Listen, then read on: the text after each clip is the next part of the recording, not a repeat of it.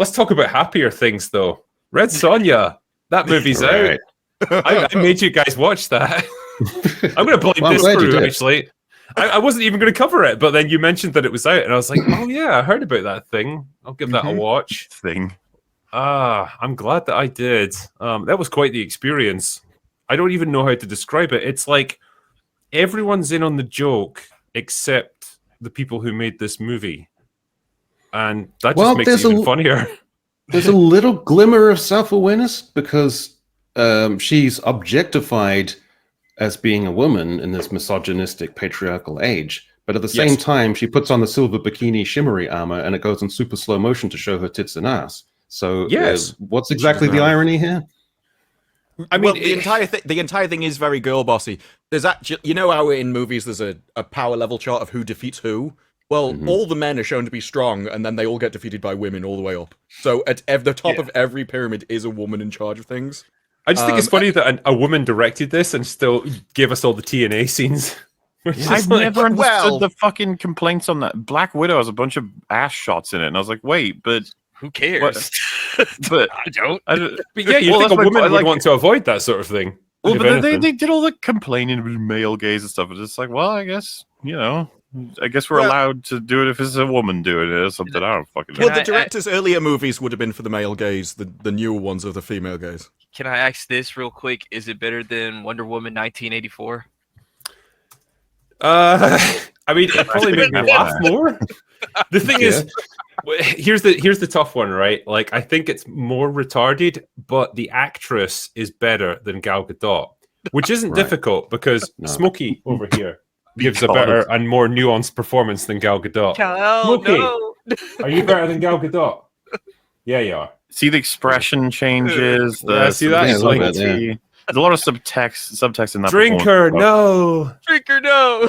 The director did say, though, they had a lot of sort of athletes and models that were the perfect personification of the comic book version of Red Sonja, but this actress didn't have that, but did have the acting. And having seen the acting in the movie, I would have just preferred the actual person that looked like the character. Like, you would have got way more. Because one of the issues you have in this is she isn't trained in fighting at all. She's a kid that goes into a forest and somehow comes out being able to dominate entire militaries. I was kind of hoping you could explain that to me because I never understood where she learned how to fight. Did I miss something? Did I go into a fucking coma or have a stroke or something? I didn't see that bit. The issue is, in the comics, she gets assaulted and so goes on a vengeance trip against the men that assaulted her and gets superpowers. Oh. Now, they keep the superpowers, but it's at the end of the movie when she's already annihilated everybody. A typical. I think the golden rule for I think we all win right here, man. The golden rule for a trash to piece is that it has to be consistently and sustained in making you laugh, and that's what happened with this film. I was laughing my ass off and enjoying this treat the whole way through, because the AI is garbage and disgusting to look at, and the magical realm is the ugliest I've ever seen. The dialogue is fantastic. The fact that she's trying to fight, I wrote down a whole bunch of quotes from. Oh, it's so cute. She brings out a knife without ever having used it before, and she's going up against the white-caped schizophrenic lady with the big bulgy eyes, who says, "You looked as though you'd be better at this." And then she says, "I thought I would be too." And then she says, to be fair, I'm better with a knife." And then the other lady says, "That much is obvious," when she hasn't even used the knife yet. Well, no, my favourite bit about that scene is she then beats the blonde-haired woman, gets her in a chokehold, has won the fight until a guy comes up and stops the fight. But then about 15 minutes in the movie, she goes, "I lost that fight, but I'm not going to lose the next one." But you didn't lose. She was about to choke her to death. To reference what you guys were talking about earlier as well, like this is the kind of comical armor that she's forced to wear for her first ever gladiatorial match. So it's like mocking the idea that.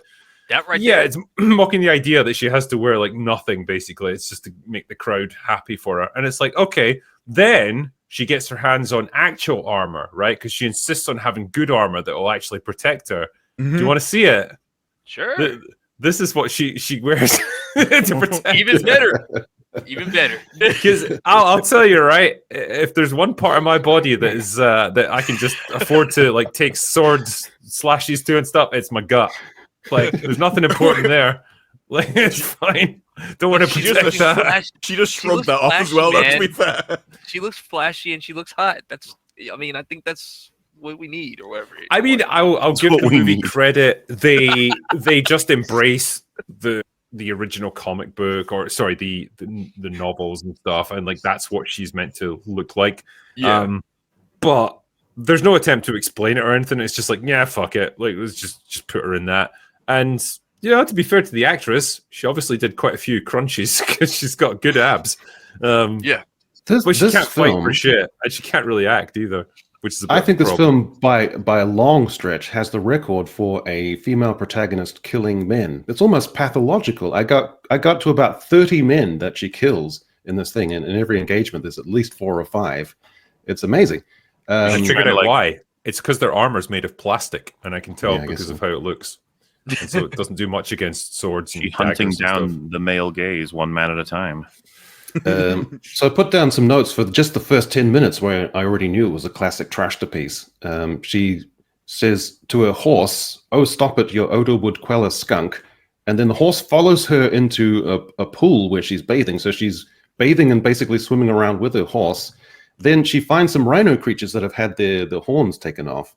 And I laughed out loud because one of them had pre-edit Sonic the Hedgehog teeth on one of these rhinos, which looked ridiculous because they hadn't done it properly in post. It sounds like the raw movie that you downloaded. Like I don't know, man. Like, I straight up, right? I kid you not, man. I checked twice to make sure this wasn't like a spoof or like or it wasn't from the hub Porn or something. parody. Like like the wrong version. It's like no one got naked, unfortunately, in this one, and it was like, oh my! Then the horrifying realization slowly set in. Oh my god, this is the real version. And the magical forest is just a boring forest, except they just stuck gladioli and hydrangeas here and there just to make it look colorful.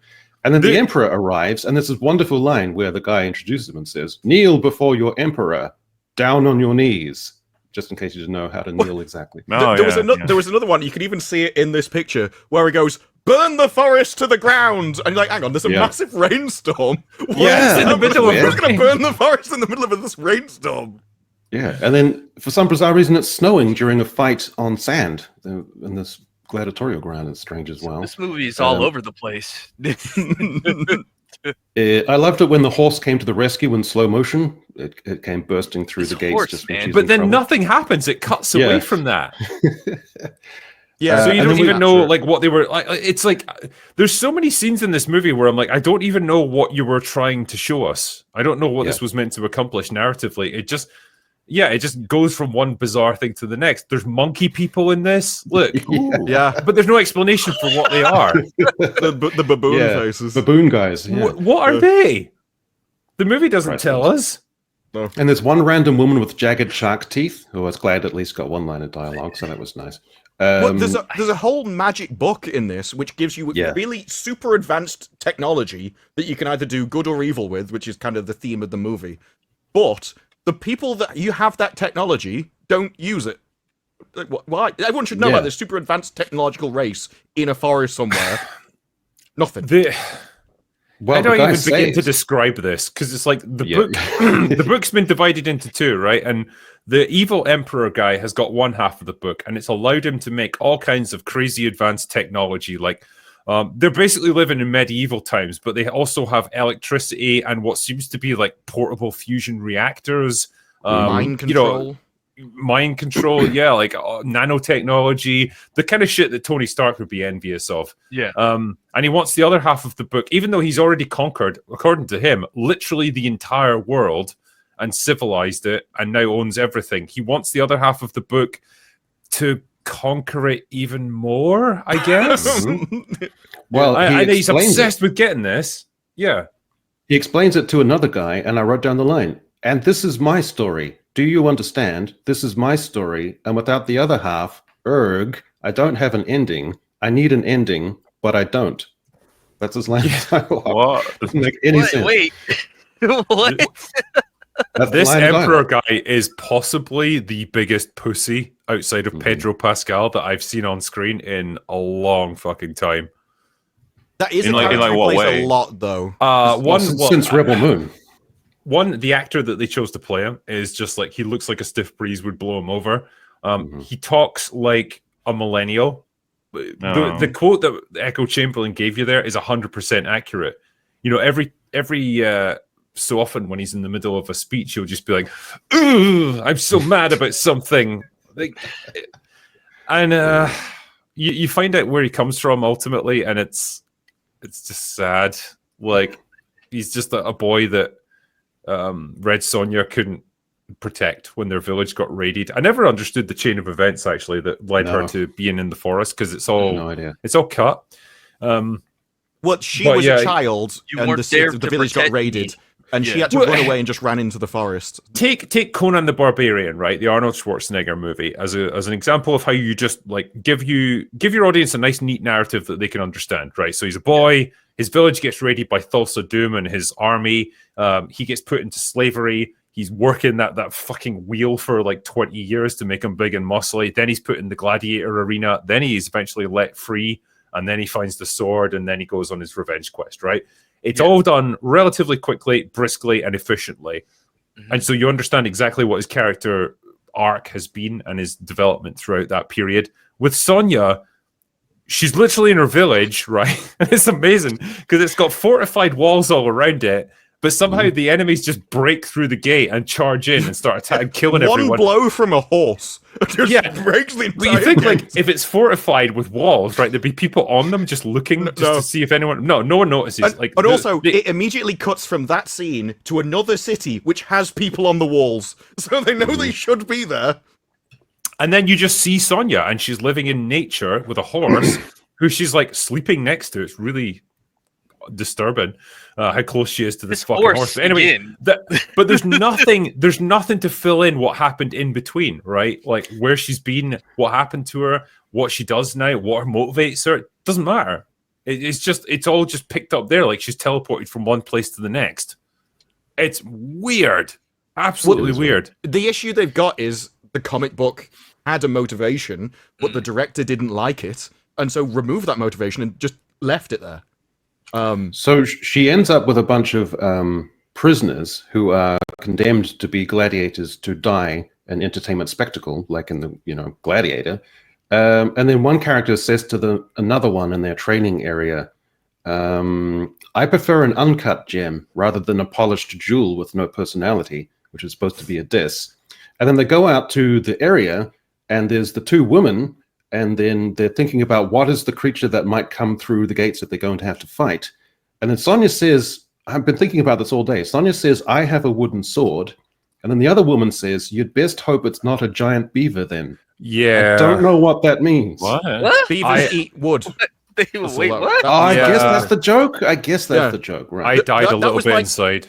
I thought that was the funniest scene, though, because this woman said like 5 lines throughout the entire movie, and then just gets shot through the neck, falls on the floor, and we're suddenly like, "Oh no, I can't believe you've died! I'm going to take vengeance on you." You have no idea who this woman is. The audience doesn't care. Red Sonja doesn't care. So that's the actress Rona Mitra, right? Who used to be a big deal like 20 years ago. Yeah, she's in it. And I was like, oh, I haven't seen you in a while. What have you been up to these days? Oh, I don't know. Like, because she's in the movie for about 10 minutes and then just fucking dies, like Disparu said. Like, because she's supposed to fight Sonja, and then Sonja refuses, so she just gets shot by a fucking arrow right through her neck, and then that's it. That's crazy. She gives zero fucks. You could tell she was just there for the paycheck. I do know. And then what happens, Mauler, is that Red Sonja has to go like Legolas onto the back of a giant cyclops and take off its behavior inhibitor power chip that it's got on its back. This is true. And then she goes into the main kingdom area to throw a spear into a machine that is like the Eye of Sauron, but with the power source from Event Horizon swirling around in the middle of it. And we have no idea what it actually does anyway. No, we do. The editing that generates electricity for the entire city. Yeah. Okay. You'd think like that, like the one power source for the whole city would be protected. No, it's just in a workshop. No one's like, it's just a bunch of scientists or whatever around it. I think it had about 7 soldiers that she fought out in the tunnel outside. You know what's mental as well, like the editing of this movie, because like she releases the Cyclops from its control and it just starts smashing up shit, especially like the platform that the Emperor's sitting on. Like, you know how in Gladiator, Commodus was up on that elevated platform just watching the Gladiator games, right? Mm-hmm. It would be like if a giant was set free and he just started smashing the shit out of that. But then the movie cuts in the middle of him breaking it up. and then there's a fade out, and then it fades back in, and everything's destroyed, but all the major characters that were there are okay. It's like, and the monster, like the Cyclops, where did he go? There. He just left. Yeah, he just left. The best bit of editing is that she throws the spear into that device, and we pans round, and her horse is in a stable 10 feet away from that thing. That was the laugh out loud moment for me. That was gorgeous. Can I ask a question? Like, so what's the stakes of this movie? Like, is there any stakes whatsoever, or what is why are we here? We got to stop the evil emperor guy from conquering the world even harder than he has What if already. he has a point? I mean, he does. The movie. This is the weird thing about the movie, right? Because you find out he's just like an impoverished kid who was in the same village as Sonja, and so worked his way up, overthrew the actual evil emperor, and became the new one who brought he's the prosperity. Hero? Well, yeah, this is the thing, like, because you could make that argument of like the Empire from Star Wars, where it's like, well, we actually did bring peace and prosperity, trade, advanced technology, all these things. The movie doesn't really know how to handle that, though, so it just kind of has him be an asshole and then die. Yeah, they have him be a mustache-twirling villain because that's the only thing they could do. So he'll just randomly have people killed and stuff, and he'll make people fight to the death. There's this character who, like, she forgot her eyebrows, like, left them at home, but, like... I think she's just in stealth mode. Yeah, stealth mode. She's the other girl boss character who has to fight Sonja, and you find out this is going to shock you, Mauler, right? But she's not actually an evil person, but she was manipulated by a bad man into doing bad Boring. things. Oh gosh, can you believe it? This entire thing is the hero's journey. So at one point, Red Sonja dies and she has to go, and this is where she gets her superpowers from a god, which sat in the forest not doing anything all of this time, but it does resurrect her. And she says something along the lines of, because she's like, I came to you for help to find my people. This isn't about finding your people. This is about finding out that the power to save the world was within you all along and become the person you always deserved to be. Like, this is every hero's journey from the beginning of time. I wrote down the line. You're not meant to say that part out loud. No, the line literally is let go of what you were and be reborn as what you can be. So that was the line. Oh, man. It's such a glorious little time capsule from like 2018, this movie. Yeah. Like, that's what it feels like. It's like I've unearthed some film that was made back then and it's just been sat on ice all these years. Like one of those this is the kind of shit sequels. Well, this is just the kind of shit that they would have pushed like 5, 6, 7 years ago. Like, obviously it's become completely trite and ridiculous at this point, but like that would have been bang on trend back then. What you're saying is The Force Awakens is actually better than this movie. That's what I'm starting to get. Like, it has like a... I might even go so far as to say that, yeah. I mean, there's some like ironic humor that you can get from this at least. But holy shit, man. There's another nice guy who's a prince who goes off to get an army midway through the film, and then him and Sonja exchange lines where he says to her, "You've done something to your hair," and then she says, "You left us," and then he says, "I came back with an army," and then she says, "Yes, you did." That's the end of the exchange that they have between them. So I laughed at that. It was delivered in quite a comedic way. I don't know whether it was intended to be a joke. I don't think it was. Well, it's too hard to tell because everyone's accents keep bouncing around the place. Sometimes people sound Australian, sometimes they sound... it's really weird. You know the woman you were talking about as well, who's like one of the other cage fighters or whatever, and she's got like these fucking ridiculous teeth. But why were they even needed? Because I don't know. She was meant to be a different species, but that was the only thing I think was different about it. It's just that nobody explained to her why she was wearing them. It was just that's part of your explain to us. I'm the person that needs to know why she's wearing them. She's a shark-like being fighting in a cage. Oh boy. This might. There's a lot to unpack here. We need drugs. We need drugs. The worst bit for me was the ending, because the director's been going around saying, if I want you to take one thing from this movie, it's that you shouldn't be violent to people. This is about forgiveness and kindness and saying sorry to people. So the ending, she gets the villain and he's dying. And she's like, I forgive you for everything. You've done nothing wrong. I'm going to be here and hold your hand as we can be young together and just let him bleed out. I'm like, what is happening? What's going on here? There's a rule in movies that the worse your villain is, the worse he has to die. because you have to realign the scales of justice, and he has to get his comeuppance because it's like a cathartic release for the audience. You don't get that in this. He's been evil all the way, and then they make him a hero at the end and say, "Well, it wasn't his fault. He just had a bad upbringing." Well, again, like Kylo Ren kind of moment. Kylo Ren. Yeah, it's that weird postmodernist like deconstruction idea of like, well, no one's really good or evil. It's just all shades of grey, you know. Boring. Yeah, it's like 100% was. You know? Can we just bring back villains? Like, can we just like be like a guy could just straight up be evil and like there's like in Sinners, like the vampires were evil, okay? Like there was no remorse for racist vampires. Come on, man. Like, exactly. Like, you're gonna be evil. Go all the way. Stop it. Stop. This it. ends with the villain going, "Will you hold my hand? Please hold me." Oh. I'm like, that's not what I want from a villain. You know what? I just want to put this in for reference, right? The Bridget Nielsen Red Sonja movie from back in the 80s. There's two things I'll say in that film's defense, right? One, the villain was like unashamedly fucking evil and she loved it. And it's like, well, she gets a pretty good comeuppance in that. And two, it had Arnold Schwarzenegger in it, basically just playing Conan the Barbarian again by a different name. So it had something there to entertain you. Yeah. And Bridget Nielsen is about 6 feet tall as well, so she actually looks pretty imposing. So you do have a beautiful moment where Sonja does a slow motion backflip over the fortress wall, spinning around no pointlessly. reason. Yeah, it's beautiful. While firing an arrow upside down. Yeah. But she Like, jumps into about 20 guys on all sides of her, that then the camera really gets really close to her, so you can't see the 20 men just standing there watching her have a fight. It was a strange moral moment where she is interrogating some guy who's caught up to their group, and then she kills him, but it cuts away to not show her killing him. As like a strange little moral vacillation they had there. It was interesting, I thought. It was weird because there are some really gory bits in the movie, but then a few times actually when they assassinated someone, they cut away. I think the goriest bit was when they removed all like the bone from the top of the animals. And then one of them breathes out and makes like and a the blood comes bubble good. pop out its head. I'm like, oh, bad. that was too much for me. I'm like, that's gross. I mean, it's all CGI crap, but like again, you can see what they were going for with that. And it's like, okay, this just feels like unnecessarily mean-spirited here. It's I'm not even sure if it's accomplishing what you think it is. Right to the very end, just when you think the film's given you everything it can, it goes to the credits and it's just cheap ass papyrus script for the credits. I thought, yay, that's right to the very end. That's beautiful. Love it. That's crazy. That's crazy.